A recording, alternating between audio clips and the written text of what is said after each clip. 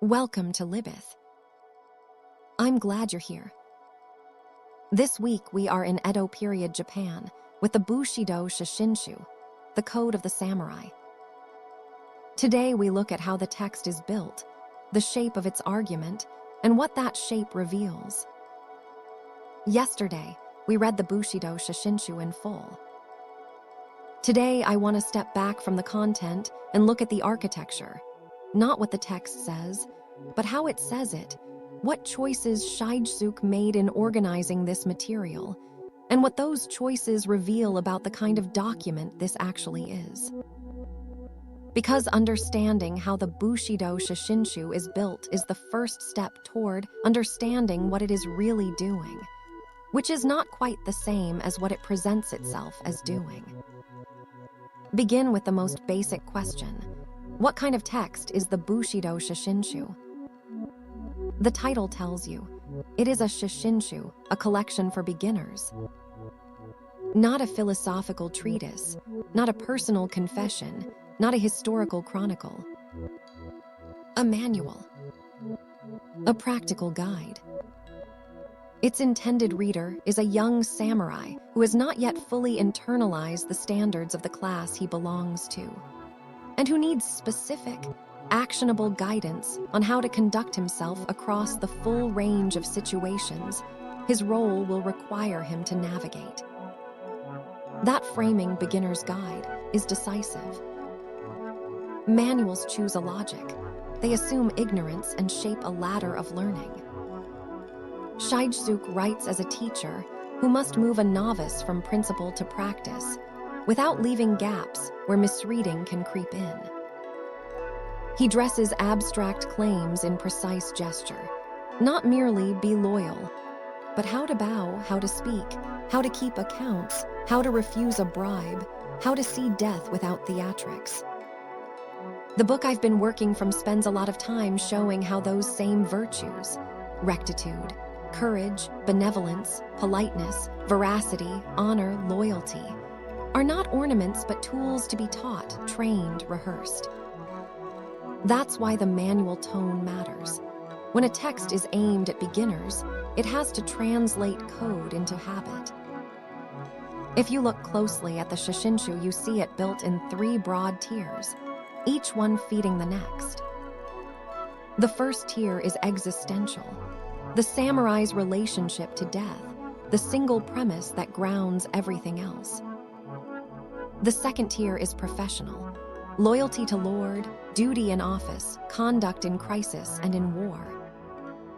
The third tier is domestic and social, household management, frugality, appearance, the choreography of everyday honor across ranks.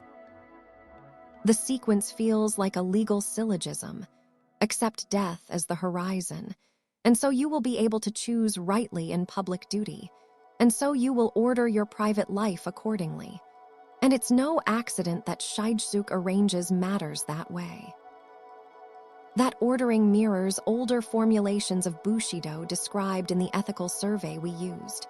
Rectitude as bone and stature, courage as knowing what to fear and what not to fear, benevolence as the first duty of a ruler, politeness as the grammar of social life, veracity as the unspoken coin of trust, honor and loyalty as the arch keystones. In that book, these virtues are not presented as pure principles floating in abstraction, but as habits forged by ritual and story. Think of the image used there, a tripod of wisdom, benevolence, and courage, with rectitude set as the backbone, and you see why Shigesuke starts where he does. The inward stance toward death makes a samurai capable of choosing the right course when the weight of a lord's command or of social shame presses down. The shape of his manual insists that the existential precedes the procedural, and that is already an argument about what matters. But that argument is rhetorical as much as logical. When you teach a beginner, you borrow the gravitas of the ultimate to make the mundane stick. The Shoshinshu takes death awareness, the Zen-inflected calm before the sword, and uses it as the moral lodestone for things as small as table manners and as large as whether to die for a lord. The ethical historian's book supplies concrete episodes that make explicit how this works as persuasive technique. One of those episodes is a public seppuku observed by foreigners. A man in ceremonial dress mounting the raised mat, delivering a short confession, taking the wakizashi, lowering his sleeves to prevent a backward fall, and with an almost surgical, unmoving composure cutting into his abdomen, while a friend stood ready to end him cleanly with a single stroke. The scene is staged. Every motion is a lesson in composure. If you wanted a vivid instruction manual on how to make an honorable exit, you couldn't do better than that ceremony. It embodies the lesson. Bring death into the rhythm of your life so that when the moment comes, you act with restraint and dignity. The manual doesn't philosophize about courage. It shows how courage is performed and so can be taught. But watch how that performance bends the rest of the manual. Because if dying with composure is the highest proof of character, then prudence in daily life becomes a rehearsal for that proof. Frugality isn't merely thrift. It's a discipline against the habit of clinging to life through luxury. Appearance, neatness, the refusal to display shame in public. These are rehearsed gestures whose teleology is to produce the mental muscle that will not fray in extremity. The ethical survey calls this the pedagogy of self-control. Children sent to the execution ground, youths taught to sleep on the floor and to compose verses under pressure. All these are training methods that make the body and rhythm of life fit for the moment of decision. The manual inherits that pedagogy and translates it into manageable rules. That translation explains one of the Shoshinshu's most noticeable formal features, its deductive logic. Where the Hagakure moves by parable and moral shock, aphorisms that demand interpretation, Shigesuke typically states a rule, explains its justification, anticipates objections, and then gives an example that closes the loop. There's a teacherly modesty in that approach. State the rule plainly, test the border cases, then show how it operates. The book on Bushido gives us the same pattern in portrait stories. A hero's rectitude is defined, then a narrative shows its working. Consider the old story of Kumage in battle, who, when about to kill a young, beardless opponent, discovers a juvenile face and lets him flee. Afterward, he cannot bear the stain on his honor and renounces war for the monastery.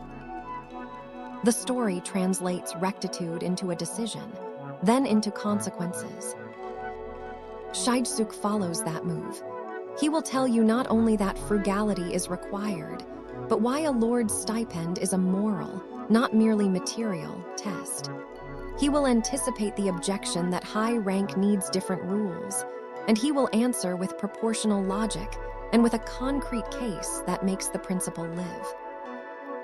The manual's method is to close the rhetorical distance between precept and life. That method is also why the Shoshinshu's voice is less theatrical than the Hagakure's.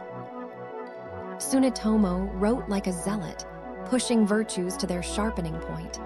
Shigesuke writes like an instructor who has sat with failing pupils. The ethical survey supplies examples in the other direction too.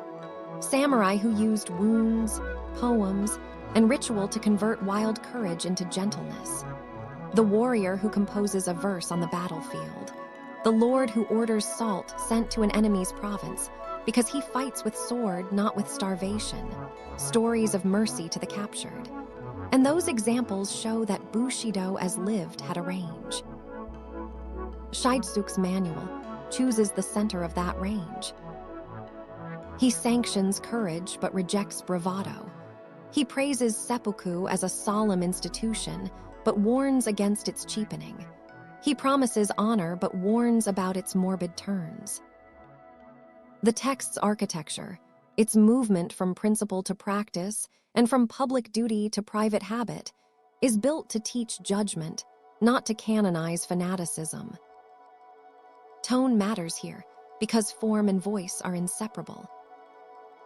The Shoshinshu speaks in the steady calm of a teacher who expects resistance. The source book's portraits of pedagogy, youths trained to walk barefoot to their teacher before dawn, to pass the night awake in recitation, to witness public decapitation so that death becomes visible and routine, help explain the manual's patience. Shigesuke writes as someone who has seen otherwise promising men become graceless because they misunderstood ritual as theater, or because they fetishized outward signs while neglecting inward steadiness. When he sharpens his admonitions about slovenly appearance or financial recklessness, he is not inventing petty rules. He is correcting specific failures he expects young men to commit when they have the form of honor without its substance. And that expectation is why some of his linkages feel rhetorically thin. Certain pages that derive table manners or the right arrangement of one's chamber from death awareness can feel grafted. The source book makes this grafting visible. For example, the long chapter on politeness, on tea ceremony as soul discipline, on bowing as restraint, on the paradoxical practice of depreciating gifts so that praise won't be mistaken for vanity, shows how etiquette was taught as moral rehearsal. But there's a tension. Is the tea room's austerity truly a logical consequence of resolving to die well? Or is it a parallel discipline that was later married to death awareness, because the marriage is morally convenient? The Shoshinshu tends to represent the marriage as necessary, and that rhetorical move does moral work. By making etiquette an implication of sincerity before death, Shigesuke elevates social rules beyond mere class habit. The original Bushido treatment sometimes admits the graft. Confucian propriety, Zen calm, Shinto reverence, all combine in ways that are historical rather than purely deductive. The manual prefers neat lines. The lived tradition is braided. We need to notice furthermore that the Shoshinshu's logic is pedagogically conservative in another sense. It writes from within a class and for that class. The manual is not interested in reimagining obligations beyond the samurai world. Its frame takes for granted the social order that underwrites the samurai stipend and the rituals of honor. The ethical historian's book makes the omission obvious by the company it keeps. Stories like Michizane and the Genzo, the schoolmaster, who substitutes a boy's head to save his lord's child, do not appear as mere melodrama. They are structural evidence of a moral universe that is self-contained. The Genzo episode forces you into the manual's horizon. Loyalty to Lord, dishonor to fail, family and social solidarity measured through the lens of service. When a manual is written for beginners of a privileged class, it must teach them not only how to act honorably within that class, but how to make the class's survival seem normative. The Shoshinshu does that by folding social hierarchy into ethical habit. That's why it tells you how to bow to your superior and how to treat your dependents with the measured kindness that preserves the system's reputation. It is teaching a profession, and professions always teach the survival of their norms. So far, I've emphasized method and tone. Now look at what the manual leaves silent. The Shoshinshu is unusually forthcoming about changes in context. It warns why the code needs to be written down, speaks of the peace that requires new ordinances, the decline of military engagement that makes habit out of ritual. But it is silent about the perspectives of those who support the samurai's way without sharing its privileges. The book on Bushido forces this omission into focus.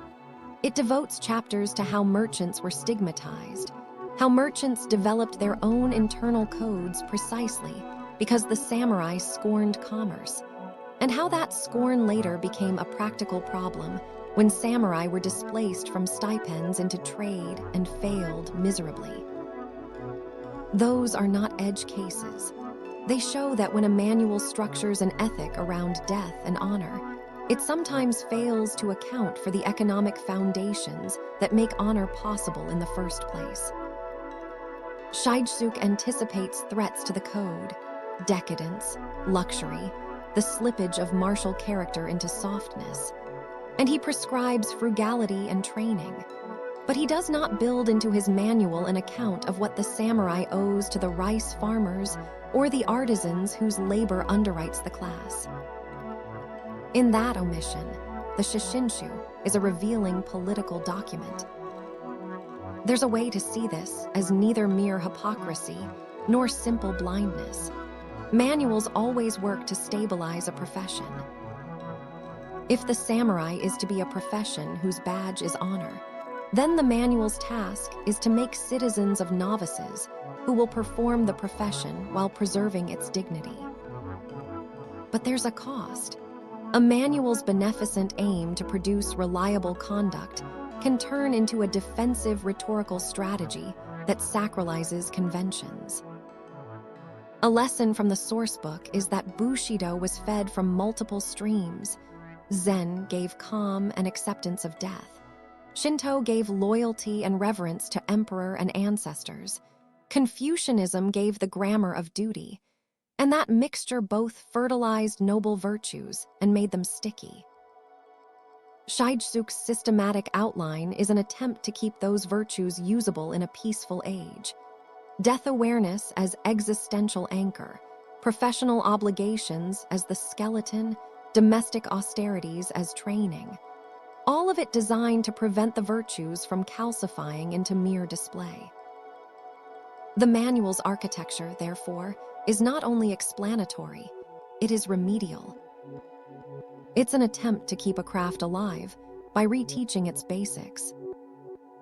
If we let particular episodes from the broader Bushido literature play out a little longer, the manual's commitments become clearer.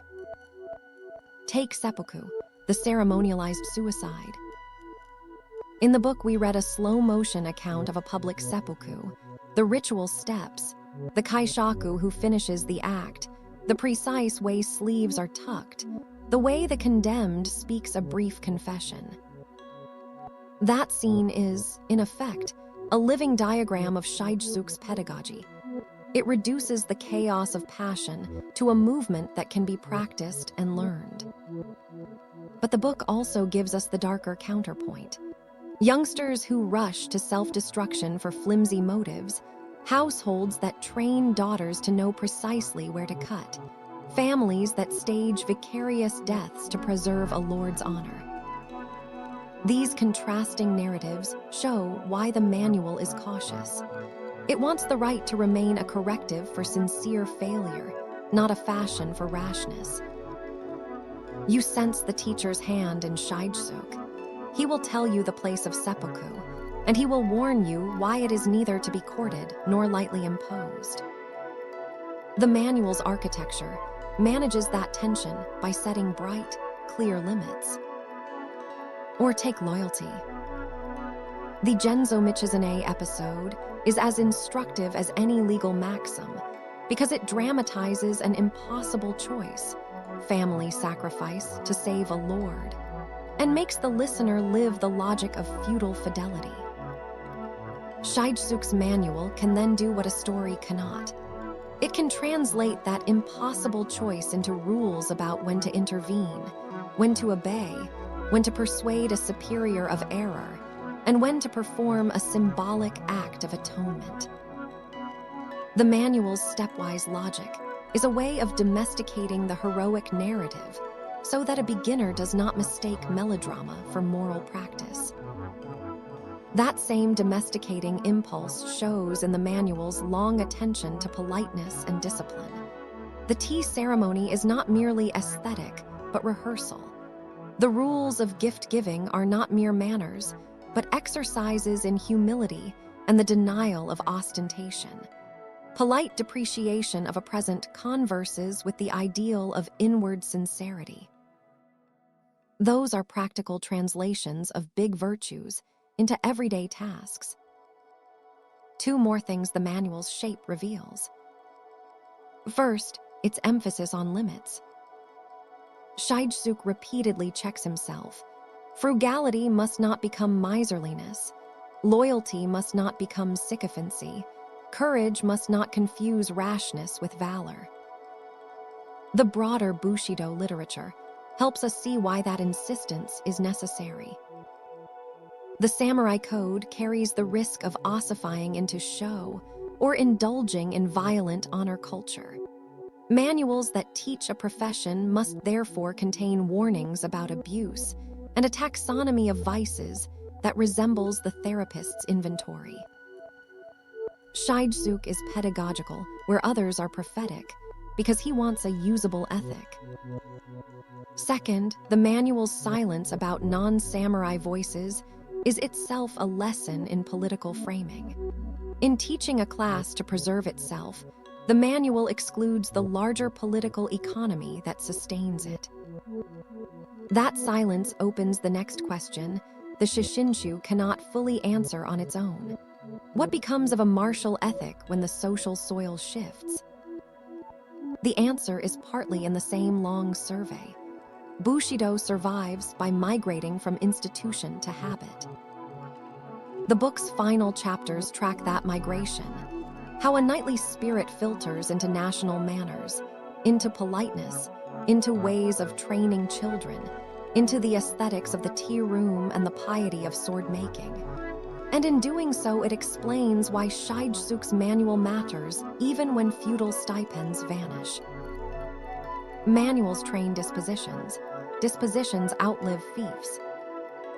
But the survey also shows the fragility. When the economic and political foundations change, when swords are banned in public, when stipends are transformed into bonds, when merchants rise, the manual's prescriptions must either adapt or become relic. Shigesuke's systematic, teacherly voice is helpful precisely because it can be taught in new contexts. But its circumscribed horizon also makes it vulnerable to obsolescence if it refuses to account for those beyond the samurai circle. If we return finally to the thing itself, the Shoshinshu on the page, the architecture reveals both its strengths and its limits. Its deductive, teacherly form makes it effective. Beginners can climb from the existential stance of death awareness to a reliably honorable life of service and domestic discipline. Its inclusion of precise, practical rules converts lofty virtues into habits. Its moderating voice makes it less likely that students will weaponize honor into license. On the other hand, that very clarity can obscure the grafted sources, Zen, Shinto, Confucian ritual, and it can paper over the political omissions that arise when a code written by a class is treated as a universal ethic. In short, Shigesuke builds a practical ladder. He does not, and cannot in a Shoshinshu, rebuild the ladder's ground. That is the honest reading.